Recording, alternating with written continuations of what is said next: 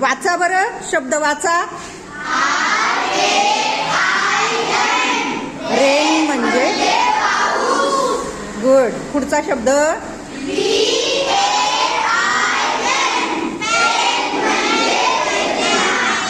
Good. पुढचा शब्द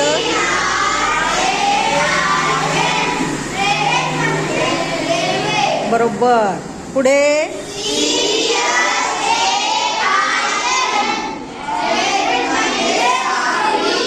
सुधीर, तू सांग पुढचा शब्दाचा अर्थ.